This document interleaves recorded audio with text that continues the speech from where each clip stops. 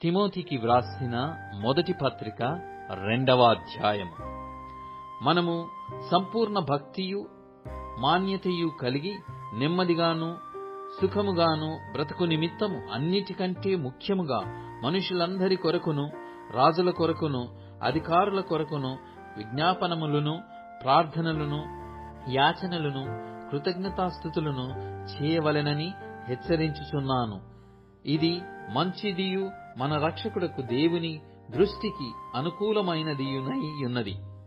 ఆయన మనుషులందరూ రక్షణ పొంది సత్యమును గూర్చిన అనుభవ జ్ఞానము గలవారై ఉండవలెనని ఇచ్చయించుచున్నాడు. దేవుడొక్కడే, దేవునికిని నరులకును మధ్యవర్తి ఒక్కడే, ఆయన క్రీస్తు యేసను నరుడు. ఈయన అందరి కొరకు విమోచన క్రయధనముగా తన్ను తానే సమర్పించుకొనెను. దీనిని గూర్చిన సాక్ష్యము యుక్తకాలముల యందు ఇయ్యబడును. ఈ సాక్ష్యమిచ్చుటకై నేను ప్రకటించువాడను గాను అపోస్తలుడను గాను విశ్వాస సత్యముల విషయములో అన్యజనులకు బోధకుడను గాను నియమింపబడితిని. నేను సత్యమే చెప్పుచున్నాను, అబద్ధమాడుటలేదు. కావున ప్రతి స్థలమందును పురుషులు కోపమును సంశయమును లేనివారై పవిత్రమైన చేతులెత్తి ప్రార్థన చేయు వలెనని కోరుచున్నాను.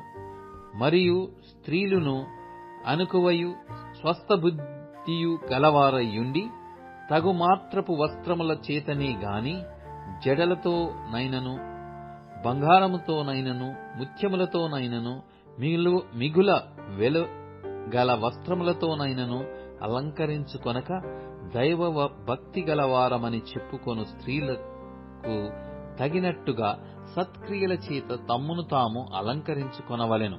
స్త్రీలు మౌనముగా ఉండి సంపూర్ణ విధేయతతో నేర్చుకొనవలెను. స్త్రీ మౌనముగా ఉండవలసినదే గాని ఉపదేశించుటకైనను పురుషుని మీద అధికారము చేయుటకైనను ఆమెకు సెలవీయను. మొదట ఆదామును తర్వాత హవ్వయును నిర్మింపబడిరి కారా? మరియు ఆదాము మోసపరచబడలేదు గాని స్త్రీ మోసపరచబడి అపరాధములో పడెను. అయినను వారు స్వబుద్ధి గలిగి విశ్వాస ప్రేమ పరిశుద్ధతలయందు నిలుకడగా ఉండిన ఎడల శిశు ప్రసూతి ద్వారా ఆమె రక్షింపబడును.